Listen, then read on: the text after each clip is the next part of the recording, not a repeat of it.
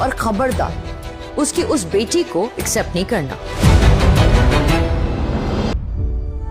ये एक हकीकत है, आप इसे कबूल कर लें। जब मैंने उसे कबूल नहीं किया तो मेरे बेटे कैसे कबूल कर सकते हैं? वो कभी मानेंगे भी नहीं बाबा। उसके ना मानने से कोई असलियत बदल तो नहीं जाएगी। तुम मेरी बेटी हो, बेटी रहो। अपनी औलाद को अपने करीब रखो। औरत के पास सबसे बड़ा हथियार ना उसके आंसू होते हैं।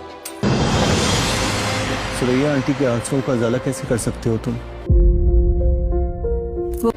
जिसकी जिंदगी में उसकी सबसे कीमती चीज खो गई हो, उसका उजाला भला मैं क्या कर सकूंगा।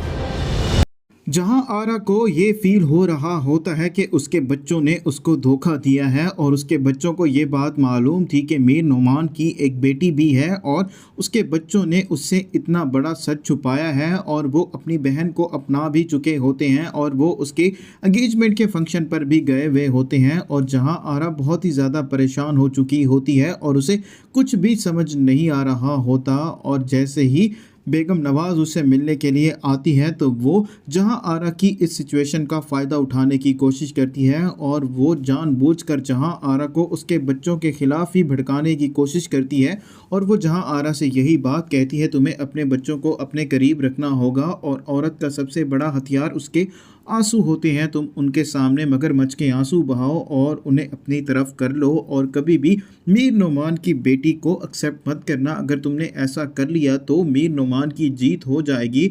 और तुम जो कहती थी कि तुम्हारी कोई बेटी नहीं है, तुम्हारे सारे बेटे हैं, तो अब तुम्हारे पास एक बेटी भी आ जाएगी जो कि तुम्हारे लिए एक डिसएडवांटेज हो सकता है। और जहां आरा इस बात के लिए राज़ी हो जाएगी।